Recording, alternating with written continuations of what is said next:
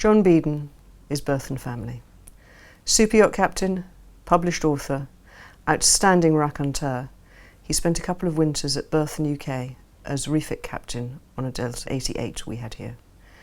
Based in the south of France, with an isolated house sitting totally alone in its own valley, John's article in the Berthon book draws the comparison between the world of superyachting and home.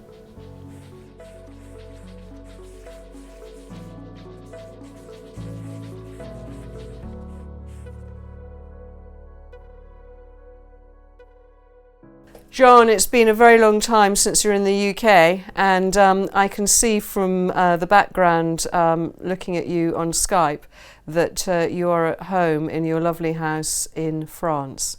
Can you just paint the picture of how it is today? The sky is blue, the temperature is wonderful, the valley is looking magnificent, and I wouldn't wish to be anywhere else at all. And so just for everybody who's listening, this is your valley, no other houses, no roads, no anything? No roads, no houses.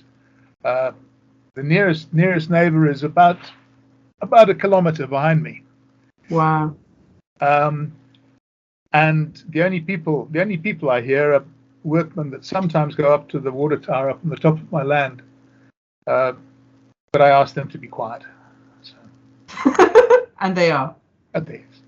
Sounds absolutely idyllic.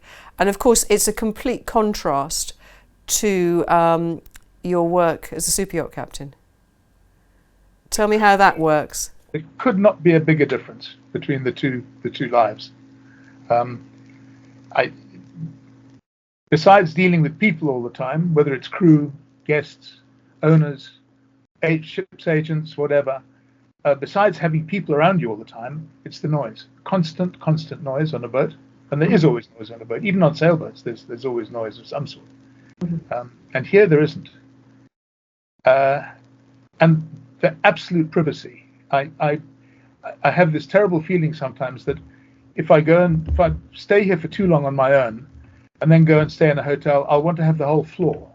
Because that's what I'm used to. Yeah. It must be incredible. But for everybody listening here, we're hoping that they're going to all read your article in the Berthon book, and that sort of really gives a really good idea of the juxtaposition of the two lives. And it, by the way, it's a rattling good read. So one of the things I said in my introduction, of course, is that you're a published author. So, of course, we can't let you go without asking you for a quick plug about your book. Greatest of pleasure. It was called The Culinary Dangers of Rural France. And it's written about this area for the most part, also about times at sea, but mostly about here and the strange people that live in the village, the wildlife, the impossibility of a sailor understanding how things grow on trees, and you pick them and then eat them.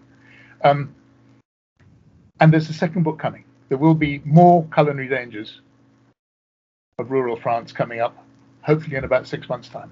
Well, that's very exciting, because I promise everyone I've read the book and there is a belly laugh in at least twice every chapter. So rattling good read. So thank you, John, so much. And hugely envious of your wonderful, wonderful house. Come and visit. I will. Thank you, John. It's always great fun talking to John. And do read his article in the Berthon book. And as far as his own book is concerned, it, at the risk of giving him yet another plug, it can be downloaded from Amazon.